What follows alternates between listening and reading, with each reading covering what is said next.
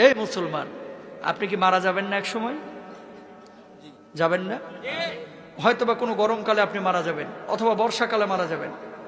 যেদিন আপনি মারা যাবেন, রূহটা যখন কবজ হবে, দেখবেন অনেক মানুষ ফেলায় তাকায় থাকে, কথা বলতে পারে না। আপনি মনে করেন যে তার এখন পিপাসা লাগছে, কারণ রূহ কবজ শুরু হয়ে গেছে ভিতরে। দুনিয়ার সবচেয়ে কঠিন সময় হচ্ছে এই সময়টা, যে সময়টা মানুষের রূহটা কবজ হবে। তখন আপনি যে এই যে মুখে পানিটা ঢেলে দেন, দেখবেন যে পানিটা গিলতে পর্যন্ত পারে না, ঠোঁটের দুই কিনারা দিয়ে ওই পানিটা বের হয়ে যায়। আল্লাহু আকবার। ঠিক ওই সময়টা আপনার স্ত্রী আপনার দিকে তাকিয়ে থাকে, আপনার ছেলে আপনার দিকে তাকিয়ে থাকে, আপনার মেয়ে আপনার দিকে তাকিয়ে থাকে, আপনিও কিন্তু তাদের দিকে তাকিয়ে থাকেন। অনেক কিছু বলতে চান কিন্তু বলতে পারেন না, কারণ আপনার ভেতরে যে জ্বালা তৈরি হয়েছে, এই জ্বালাটা আপনি ছাড়া আর কেউ বুঝতে পারে না, ঠিক কিনা? যখন মালাকুল মাউত রূহটা কবজ শুরু করে, মানুষজন যারা অপরাধী বারবার একটা কথা বলে, ও মালাকুল মাউত, এবারের মধ্যে আমাকে ছেড়ে দাও, আমাকে নিও না, এবারের মধ্যে তুমি আমাকে ছেড়ে দাও, আমাকে নিও না, আমাকে 10টা দিন সময় দাও, 2টা দিন সময় দাও, এই অবস্থায় আমি কবরে গেলে আমি জাহান্নামী হব, আমাকে মাফ করে দাও, আমার রূহটা এখন কবজ করো না। কিন্তু আমার আল্লাহ রাব্বুল আলামিন কি বলছেন? হাত্তা ইযা জাহাদাহুমুল মাউত ক্বালা রাব্বিরজিউন লাআল্লি আ'মালা সালিহান ফীমা তারাকতু কাল্লা। আমার আল্লাহ রাব্বুল আলামিন বলছেন, এই দুনিয়ার মানুষ, তোরকে আমি 60 বছরের জীবন দেই নাই, তোরকে আমি 40 বছরের জীবন দেই নাই, তুই কেন তখন বুঝলি না? কেন সৎ কাজ করলি না? কেন তওবা করলি না? ও মুসলমান, এই রূহ কবজের সময় কষ্ট যন্ত্রণা আপনার আমার হবে না, এই গ্যারান্টি আপনারা দিয়েছে কে? যন্ত্রণা। আল্লাহ নবীর যখন রূহটা কবজ করা হচ্ছে, নবীজির কপালটা বারবার ঘেমে যাচ্ছে। আম্মা যারা আয়েশা বলতেছেন, ইয়া রাসূলুল্লাহ, আপনার কপালটা ঘেমে যাচ্ছে কেন? আল্লাহ নবী বলছে, আয়েশা, আমার বুকের উপরে যেন উহুদ পাহাড়টা চেপে ধরা হয়েছে। আল্লাহু আকবার। আল্লাহ নবীর যদি এই অবস্থা হয়, আপনার আবার অবস্থাটা কি হতে পারে আপনি জানেন না?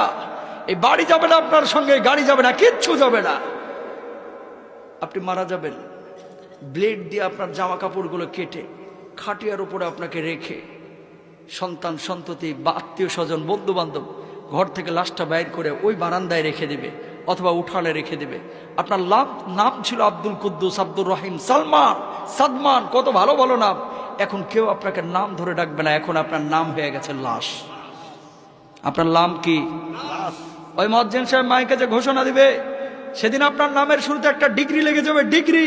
সেদিন আপনাকে আর বলবেন আব্দুস সালাম সাহেব দুনিয়া থেকে বিদায় নিয়েছে, বরং বলবে মরহুম আব্দুস সামাদ আজকে দুনিয়া থেকে বিদায় নিয়েছে। ও মুসলমান, খাটিয়া যখন নিয়ে যাবে, সন্তানগুলোকে বলবে, ও সন্তান, তোর জন্য কি আমি বাড়ি করেছি না? তোর জন্য কি আমি 30 বছর 60 বছর কষ্ট করেছি না? ও প্রাণের সন্তান, খবরদার আমারে কবরে একা রাখিস না, একা রাখিস না, একা রাখিস না। ওই সন্তানগুলো কবরের মধ্যে নামবে, বাবাকে যখন শুইয়ে দিবে, সন্তানগুলো একজন একজন করে যখন উঠে যাবে, বাবা বলবে, ও সন্তান, তোর জন্য আমার জীবনের 30টা বছর শেষ করে দিয়েছি, ও সন্তান প্লিজ আমার একা রেখে যাস না, আমি থাকতে পারবো না, আমি থাকতে পারবো না। একজন একজন করে উঠে যাবে। বাঁশগুলো যখন কবরের উপরে দেওয়া হবে, আপনি আকাশের দিকে তাকিয়ে থাকবেন কিন্তু কথা বলতে পারবেন না, বুক ফাটা আর্তনাদ, কলিজা ফাটা কান্না। সেদিন আপনি কাঁদবেন কিন্তু কেউ শুনবে না। সন্তান একজন একজন করে উঠে যাবে।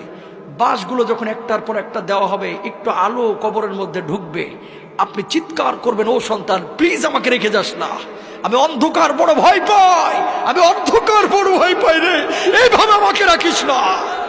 কিন্তু সন্তান শুনবে না, উঠে যাবে।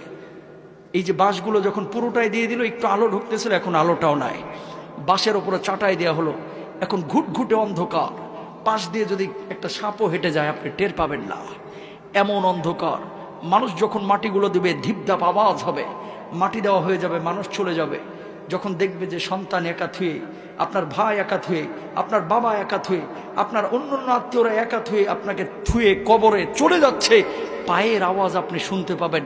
সেই সময়ের বুক ফাটা আর্তনাদ, কলিজা ফাটা কান্না যদি দুনিয়ার কোনো মানুষ শুনতে পাইতো, সঙ্গে সঙ্গে দুনিয়া থেকে বিদায় নিত। আল্লাহু আকবার।